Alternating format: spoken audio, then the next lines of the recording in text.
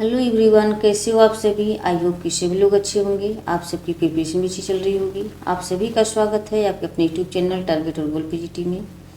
सभी लोग क्लास को शेयर कर दें ताकि और लोग भी क्लास से जुड़ जाएं। प्रैक्टिस सेट आपके आने वाले exam UGC net, PGT, GIC, assistant professor, sociology से संबंधित कोई भी एग्जाम हो, हर एक के लिए मस्ट है। चाहे किसी भी स्टेट का एग्जाम हो, बस आपके सब्जेक्ट के रूप में एक सोशियोलॉजी होना चाहिए जिसके लिए क्लास मस्ट हो जाती है। तो ये सभी लोग शेयर कर दें। और ये प्रैक्टिस सेट आपके टॉपिक वाइज चल रहे हैं, तो सभी लोग एक बार शेयर कर दें। किसने कहा कि विवाह नियमित यौन संबंधों से कुछ अधिक है? किसने कहा कि विवाह नियमित यौन संबंधों से कुछ अधिक है? ब्रीफाल्ट, समनर, वेस्टरमार्क, मनु। तो इसका राइट आंसर क्या हो जाएंगे? सभी कमेंट कर बताएं। किसने कहा कि विवाह नियमित यौन संबंधों से कुछ अधिक है? तो इसका राइट आंसर ऑप्शन सी हो जाएंगी, Westermarck. Option C. Next question है, विवाह का समाजशास्त्री संदर्भ केंद्रित रहता है। विवाह का समाजशास्त्री संदर्भ केंद्रित रहता है भूमिकाओं की व्यवस्था पर, शिशु पालन की प्रक्रिया पर, संस्कारों एवं समारोहों पर, पुरुषों एवं स्त्रियों के मध्य यौन संबंधों पर। विवाह का समाजशास्त्री सिद्धांत केंद्रित रहता है। तो इसका राइट आंसर क्या हो जाएंगे? सभी कमेंट कर बताएं। इसका राइट आंसर ऑप्शन ए हो जाएंगे, भूमिकाओं की व्यवस्था पर। विवाह का समाजशास्त्री संदर्भ केंद्रित रहता है भूमिकाओं की व्यवस्था पर। Option A. नेक्स्ट क्वेश्चन है, समाजशास्त्री परिप्रेक्ष्य के अनुसार विवाह का अध्ययन इस पर आधारित है। समाजशास्त्री परिप्रेक्ष्य के अनुसार विवाह का अध्ययन इस पर आधारित है। ऑप्शन ए, कर्म कांड एवं संस्कार। बी ए, पुरुष एवं स्त्री के बीच यौन संबंध। शिशु पालन की प्रक्रिया, भूमिकाओं की व्यवस्था। समाजशास्त्री परिप्रेक्ष्य के अनुसार विवाह का अध्ययन इस पर आधारित है। तो इसका राइट आंसर क्या हो जाएंगे? ऑप्शन डी हो जाएंगे, भूमिकाओं की व्यवस्था। Option D. नेक्स्ट क्वेश्चन है,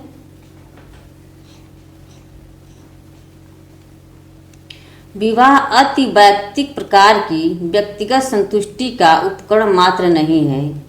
विवाह अति वैयक्तिक प्रकार की व्यक्तिगत संतुष्टि का उपकरण मात्र नहीं बल्कि एक सामाजिक क्रियाविधि भी है जिसे सामाजिक दृढ़ता को पोषित करने हेतु रचा गया है। विवाह के संबंध में यह कथन दिया है मजुमदार एवं मदान ने, वेस्टरमार्क ने, गिलिन एवं गिलिन ने, एंडरसन और पार्कर ने।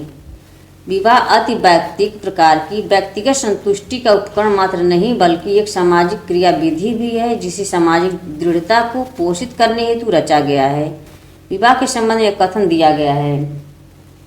इसका राइट आंसर ऑप्शन ए हो जाएंगे, मजुमदार एवं Madan. Option A. Next question है, पिता की बहन की पुत्री के साथ विवाह। पिता की बहन की पुत्री के साथ विवाह सोरोरेट विवाह, paternal cross cousin marriage, endogamy, hypogamy. तो इसका राइट आंसर क्या हो जाएंगे? इसका राइट आंसर ऑप्शन बी हो जाएंगे, paternal cross cousin marriage. Option B.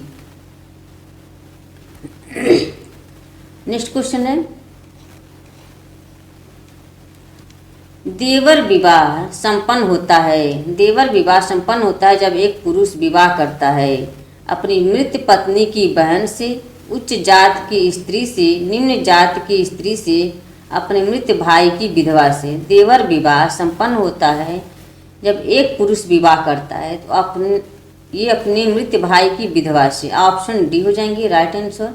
Next question है, लेवीरेट विवाह है। लेवीरेट विवाह है दिवंगत पति के भाई के साथ विवाह, ममेरे फुफेरे भाई बहनों के बीच विवाह, बहन की पुत्री के साथ विवाह, भाई की पुत्री के साथ विवाह। वही क्वेश्चन है, बस यहाँ पे वो देवर विवाह दिया था, ये लेवीरेट इंग्लिश शब्द है, लेवीरेट विवाह। तो ये ऑप्शन ए हो जाएंगे, दिवंगत पति के भाई के साथ विवाह। तो ऑप्शन ए हो जाएंगे। नेक्स्ट क्वेश्चन है, देवर विवाह तथा शाली विवाह उदाहरण है। देवर विवाह तथा शाली विवाह उदाहरण है भ्रातृक बहुपति प्रथा के, विनिमय के प्रकार के, अधिमान्य विवाह के, निषेध विवाह के। देवर विवाह तथा शाली विवाह उदाहरण है। देवर विवाह तथा शाली विवाह उदाहरण है भ्रातृक बहुपति विवाह प्रथा के, बहुपति प्रथा के, विनिमय के प्रकार के, अधिमान्य विवाह के, निषेध के विवाह के। इसका राइट आंसर क्या हो जाएंगे? इसका राइट आंसर ऑप्शन सी हो जाएंगे, अधिमान्य विवाह के, ऑप्शन सी। नेक्स्ट क्वेश्चन है सोरोरेट विवाह है। सोरोरेट विवाह बहन भाई के बीच, शाली की लड़की के साथ, मृत पत्नी की बहन तथा विधुर पुरुष के बीच, बुआ की लड़की के साथ। सोरोरेट विवाह। इसका राइट आंसर क्या हो जाएंगे? मृत पत्नी की बहन तथा विधुर पुरुष के बीच विवाह। ये शाली, सोरोरेट में होता है शाली, शाली विवाह। तो ऑप्शन यहाँ पर सी हो जाएंगे, सी हो जाएंगे राइट आंसर। नेक्स्ट क्वेश्चन है विवाह का किस प्रकार का स्वरूप विश्व में कहीं नहीं पाया जाता है? विवाह का किस प्रकार का स्वरूप विश्व में कहीं नहीं पाया जाता है? नहीं पूछा है। एक विवाह, बहुपति विवाह, बहुपत्नी विवाह, समूह विवाह। इसका राइट आंसर क्या हो जाएंगे? विश्व में कहीं नहीं पाया जाता है, तो ऑप्शन यहाँ पर डी हो जाएंगे, समूह विवाह। समूह विवाह ऑप्शन राइट आंसर हो जाएंगे। नेक्स्ट क्वेश्चन है विवाह का वह स्वरूप जिसमें एक व्यक्ति कई स्त्रियों से विवाह करता है कहलाता है। विवाह का वह स्वरूप जिसमें एक व्यक्ति कई स्त्रियों से विवाह करता है कहलाता है भ्रातृक बहुपति विवाह, अभ्रातृक बहुपति विवाह, बहुपति विवाह, बहुपत्नी विवाह। तो इसका राइट आंसर क्या हो जाएंगे? विवाह का वह स्वरूप जिसमें एक व्यक्ति कई स्त्रियों से विवाह करता है कहलाता है भ्रातृक बहु, कई स्त्रियों से। तो ये बहुपति, बहुपति, अभ्रातृक बहुपति, भ्रातृक बहु, बहुपत्नी विवाह। तो ऑप्शन यहाँ पर डी हो जाएंगे राइट आंसर।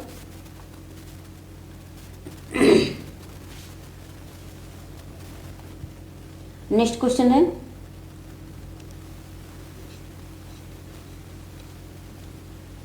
भारत के जौनसर बाबर, भारत के जौनसर बाबर की खस जनजाति में किस प्रकार की विवाह पद्धति प्रचलित है? भारत के जौनसर बाबर की खस जनजाति में किस प्रकार की विवाह पद्धति प्रचलित है? एक विवाह, बहु विवाह, बहुपति विवाह, बहुपत्नी विवाह। तो इसका राइट आंसर क्या हो जाएंगे? सभी लोग कमेंट में बताएं। भारत के जौनसर बाबर की खस जनजाति में किस प्रकार की विवाह पद्धति प्रचलित है? तो इसका राइट आंसर क्या हो जाएंगे?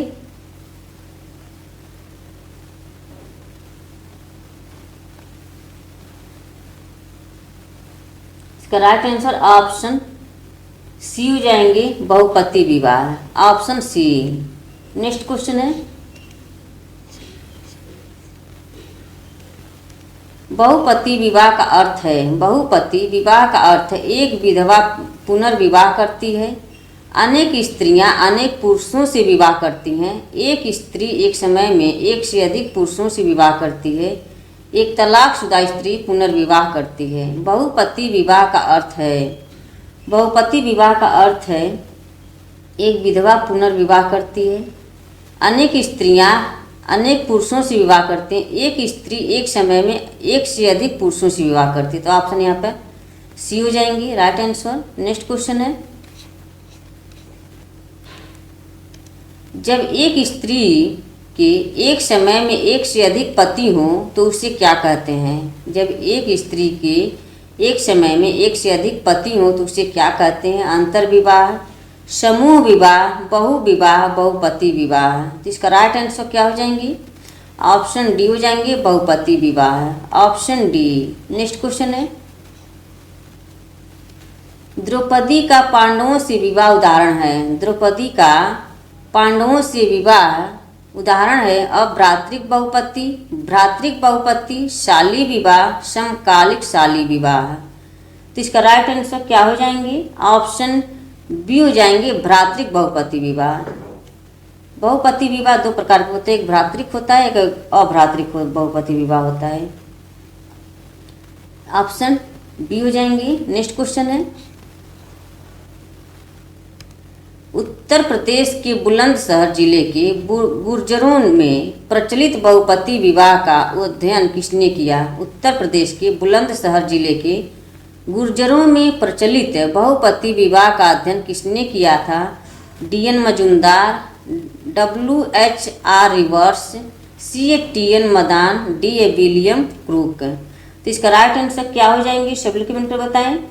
इसका राइट आंसर ऑप्शन डी हो जाएंगे, William crook, option D. Next question है,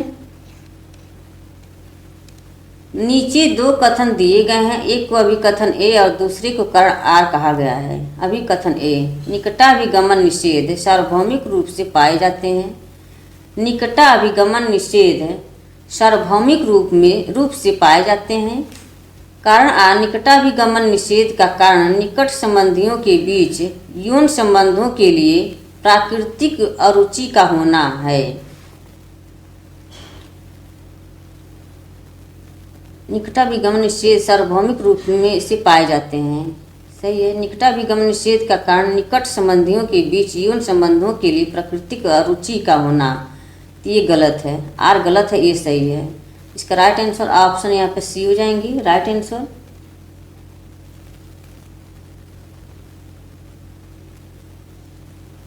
नेक्स्ट क्वेश्चन है,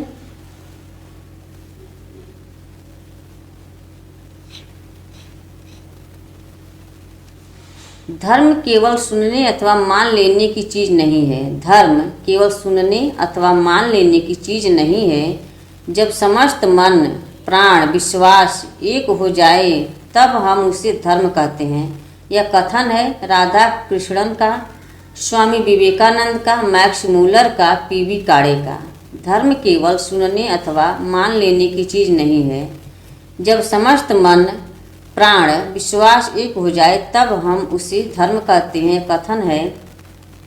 इसका राइट आंसर ऑप्शन बी हो जाएंगे, स्वामी विवेकानंद, ऑप्शन बी।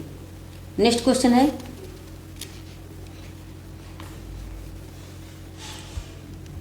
निम्नलिखित में से किस एक धर्म में अनन्य तथा अद्वितीय मूल ग्रंथ नहीं है? निम्नलिखित में से किस एक धर्म में अनन्य अथवा तथा अद्वितीय मूल ग्रंथ नहीं है या नहीं पूछा है? यहूदी धर्म, ईसाई धर्म, हिंदू धर्म, इस्लाम धर्म। एक धर्म में अनन्य तथा अद्वितीय मूल ग्रंथ नहीं है। तो इसका राइट आंसर क्या हो जाएंगी? ऑप्शन सी हो जाएंगी, हिंदू धर्म, ऑप्शन सी। नेक्स्ट क्वेश्चन है,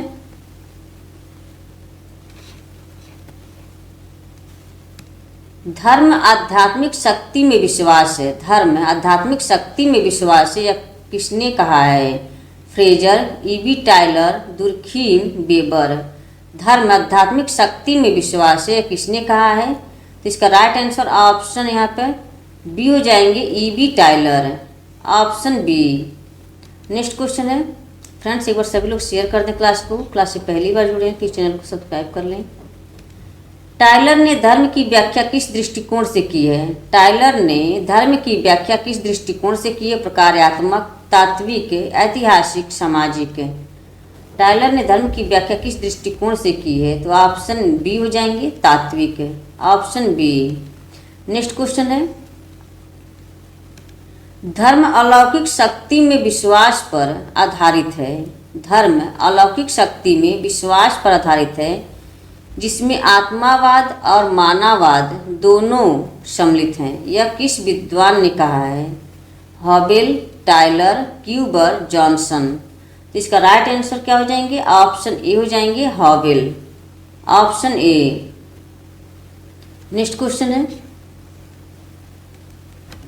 ई.बी. टायलर की दृष्टि में निम्नांकित में से कौन धर्म का सबसे पुराना स्वरूप था? ई.बी. टायलर की दृष्टि में निम्नांकित में से कौन धर्म का सबसे पुराना स्वरूप था? प्रकृतिवाद, जीवित सत्तावाद, एक सत्तावाद, एकेश्वरवाद। तो इसका राइट आंसर क्या हो जाएंगे? सभी कमेंट में बताएं। इसका राइट आंसर ऑप्शन बी हो जाएंगे, जीवित सत्तावाद, ऑप्शन बी। ईबी टायलर की दृष्टि में निम्नलिखित में से कौन धर्म का सबसे पुराना स्वरूप था? जीवित सत्तावाद। इनकी पुस्तक है प्रिमिटिव कल्चर। प्रिमिटिव कल्चर में धर्म की उत्पत्ति के विषय में स्पष्ट इन्होंने अपना दृष्टिकोण प्रस्तुत किया है। उनका धर्म का सिद्धांत आत्मावाद के सिद्धांत के रूप में जाना जाता है। इनके सिद्धांत के अनुसार धर्म आत्मा की धारणा से उत्पन्न हुआ, क्योंकि मृत्यु के बाद आत्मा का देहांत होता है और सोने के समय ये स्वतंत्र आत्माएं शरीर आत्मा से संपर्क स्थापित करती हैं। उनके अनुसार स्वप्न इसी अंतःक्रिया की अभिव्यक्ति है। यह आदिम धर्म की सबसे पुराना स्वरूप है। जीवित सत्तावाद जो है ये आदिम धर्म की सबसे पुराना स्वरूप है। इस सिद्धांत को जीववाद के सिद्धांत के रूप में भी जाना जाता है। जीववाद के सिद्धांत के रूप में भी जाना जाता है। मैक्स मुलर ने प्रकृतिवाद का सिद्धांत दिया था। मैक्स मुलर ने प्रकृतिवाद का सिद्धांत दिया था।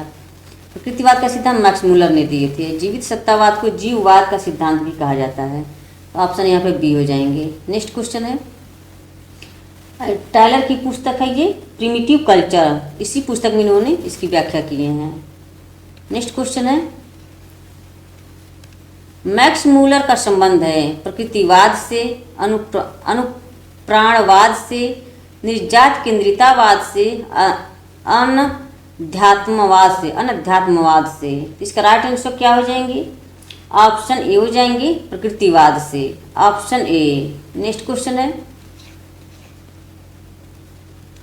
धर्म की उत्पत्ति के आत्मवाद का सिद्धांत को किसने प्रतिपादित किया है? धर्म की उत्पत्ति के आत्मवाद का सिद्धांत को किसने प्रतिपादित किया है? E Durkheim, Max Weber, E B Tylor, S J Fraser.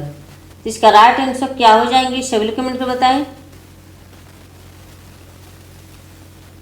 इसका राइट आंसर ऑप्शन सी हो जाएंगे, E B Tylor. Option C. Next question है,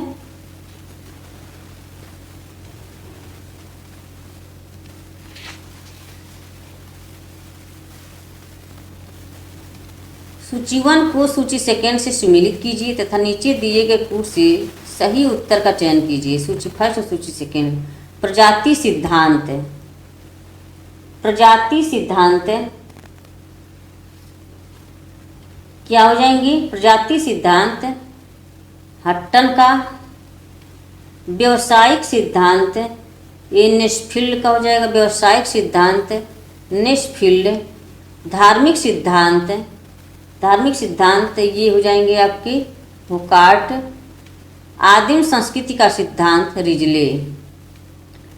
यहाँ क्या हो जाएंगे?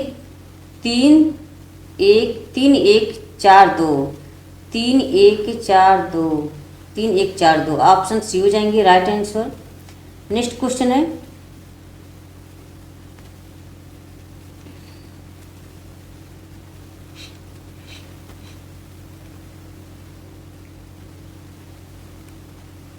टोटम का अर्थ है। टोटम का अर्थ है एक वस्तु जो जीवित या निर्जीव है किंतु जिसके साथ लोगों का रहस्यमय संबंध पाया जाता है। मानववाद, आत्मावाद, जीवित सत्तावाद। क्या हो जाएंगे इसके राइट आंसर?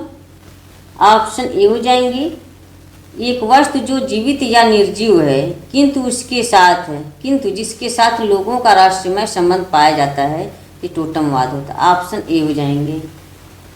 नेक्स्ट क्वेश्चन है,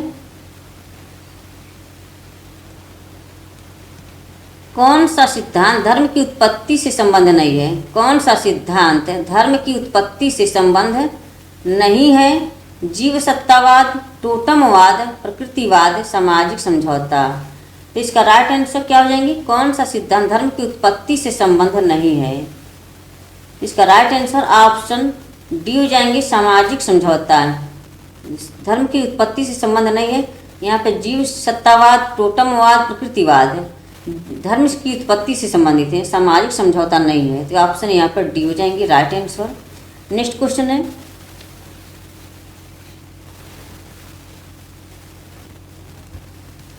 उन्नीस 1905 में किसने 38 सामाजिक प्रक्रियाओं की सूची तैयार की थी? रॉस ने, गिलीन एवं गिलीन ने, पार्क एवं बर्गेस ने, मैकाइवर एवं पेज ने। तो इसका राइट आंसर क्या हो जाएंगे? इसका राइट आंसर ऑप्शन ए हो जाएंगे, रॉस ने। रॉस ने 38 सामाजिक प्रक्रियाओं की सूची तैयार की है। गिलीन ने, ब्लैकिनर और गिलीन ने सामाजिक प्रक्रिया 6 श्रेणियों में प्रस्तुत किए हैं। गिलीन और ब्लैकिनर ने, इन लोगों ने सामाजिक प्रक्रिया को 6 श्रेणी में प्रस्तुत किए हैं। और ये सामाजिक क्रिया बकर और विंस ने, वान बीज और बकर ने मिलकर के 650 समाजों के प्रकार को विभाजित किया है। सामाजिक प्रक्रियाओं को 650 प्रकार में विभाजित किया। किसने? बकर और विंज ने। वान बीज और बकर ने 650 प्रकार की सामाजिक प्रक्रियाओं का अध्ययन किए हैं। ये रॉस ने 38 सामाजिक प्रक्रियाओं का, गिलीन और ब्लैकिनर ने 6 प्रकार की, और ये विंस और वान बीज और बकर ने 650 समाजों का। यहाँ इसका right answer option D A हो जाएंगे, रॉस ने। नेक्स्ट क्वेश्चन है, निम्नलिखित में से कौन सी सामाजिक प्रक्रिया नहीं है पूछा है। संघर्ष, एकीकरण, सामाजिक विघटन, संवेदनशीलता। इसका राइट आंसर क्या हो जाएंगी? ऑप्शन डी हो जाएंगी, संवेदनशीलता। सामाजिक प्रक्रिया संघर्ष, एकीकरण, सामाजिक विघटन सामाजिक प्रक्रिया से संबंधित हैं। संवेदनशीलता ये नहीं है, तो राइट आंसर ऑप्शन डी हो जाएंगी। फ्रेंड्स, आज का सेशन यहीं पर समाप्त होता है। आई होप कि क्लास पसंद आई हो। क्लास को ज़्यादा से ज़्यादा शेयर करें और कमेंट बॉक्स में कमेंट करके अवश्य बताया करें कि आज की क्लास कैसी लगी। ओके, तो यहीं समाप्त करते हैं। मिलते हैं कल की शाम को 4 बजे इसी टाइम पे। तब के लिए आप सभी को धन्यवाद। कि बाय बाय, टेक केयर। इस तरह से आप अपने लक्ष्य की तरफ आगे बढ़ते रहें, हंसते रहें, मुस्कुराते रहें, स्वस्थ रहें, मस्त रहें। कि बाय बाय, टेक केयर।